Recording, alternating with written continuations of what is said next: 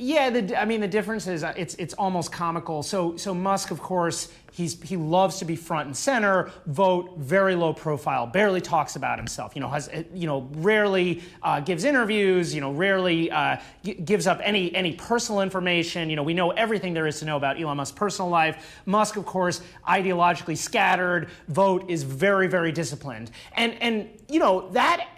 You could see that in two different ways. On one hand, I think there's some people who see Musk kind of working against vote and some of the ideological components of Trump's base. On the other hand, vote and people close to him see Musk as this kind of force multiplier, as this face of this otherwise maybe difficult to sell operation. You have this very popular, out there guy in Elon Musk representing these changes in the public. Meanwhile, behind the scenes, you have Russ Vought and his allies doing the actual work. Well, so what have they been able to accomplish thus far? Because Project 2025 was brought up during the campaign quite a bit. In fact, by Democrats. And the president at that time distanced himself from Project 2025. What have they been able to accomplish? Yeah, there's a lot there. I mean, Project 2025 has a large number of co-authors in terms of, and they're different positions. Like if you look at the tariff section of Project 2025, there was a pro-tariff section and an anti-tariff section. They're actually like two dueling proposals.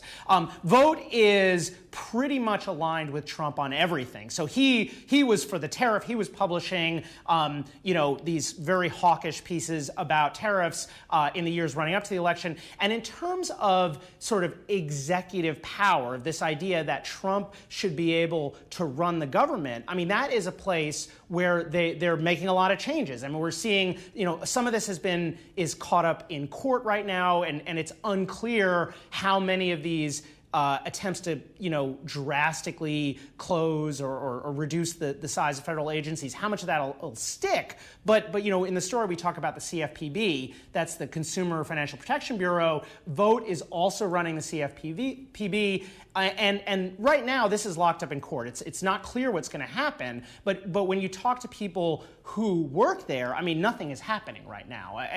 The agency has not been shuttered, but it also is clear that its ability to do stuff has been drastically reduced. And so in that sense, he's done a lot. That said, there are the questions around, how much of this is gonna stand in court, how much of it will, stand up to congressional scrutiny, a change of power, and so on. So the jury's still out there. Well, before the jury was even out there, our team spoke to Kevin Roberts, the president of the Heritage Foundation. That was back just after President Trump won the election. This was on November 11th. He was on Balance of Power. Check out what he had to say about the opportunity that he saw then. We think that this is the beginning of a golden era of conservative reform. I will say that because the work of Project 2025 represents the conservative movement, it would be very difficult for anybody to implement policies on education, on the border, on taxation, without at least consulting those ideas and people. That's not some arrogant or hubristic comment on our part. That's just the nature of how policymaking works. That was Kevin Roberts, the president of the Heritage Foundation, back on November 11th, 2024, joining us on Balance of Power. Max, when you think about this term versus Trump's first term, are there ideological differences because of the influence of the Heritage Foundation, of Project 2025? Do you see differences in the way that he's making rules or the way that he's putting policy into effect? Do you see it?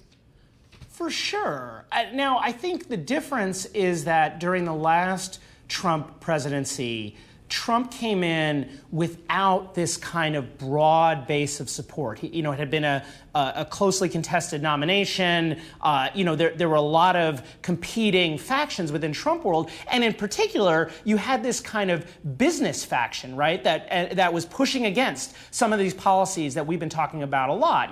Whether we're talking about tariffs or various erratic behavior on the economy. And what's happened instead is you have this kind of base of committed ideologues who have spent years preparing for this moment. That's what Project 2025 was all about. It was like, let's, the last time we had this, as they see it, this like deep state that was thwarting them.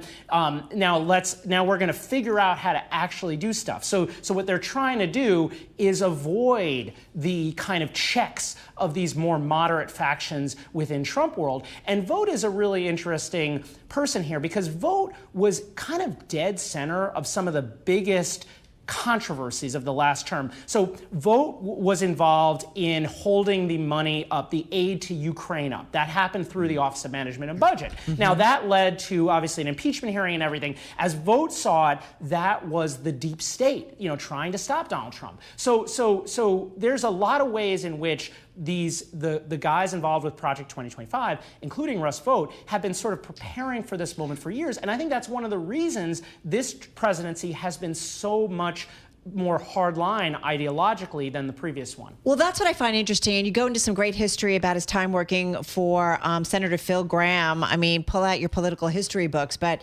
Texas Republican, fiscal hawk, and you say he certainly had quite an impact on Vogt in terms of where he got that from. But I think what's really interesting is, this idea of these views on executive power. I mean, I think that I think is what's so fascinating, right, about this second Trump term, consolidating executive power like we've never seen before. And he certainly is helping the president do this. And forgive me, we've got about 50 seconds here, Max. Yeah, and that's certainly where these kind of libertarian Phil Gramm has a long and interesting career, but I'd say he's more of the sort of libertarian bent than somebody like Russ Vogt, and that's where the difference is, right? Whereas a lot of these deficit hawks, the old line deficit hawks, were really interested in Congress as the forcing function. For Russ Vogt, it's the executive. It's kind of clearing the field and letting Donald Trump have as much leeway as possible. Of course, critics are going to say too much leeway. We're bordering on an imperial presidency. And so that's the kind of like ideological conflict that's playing out behind the scenes, as Trump does his thing.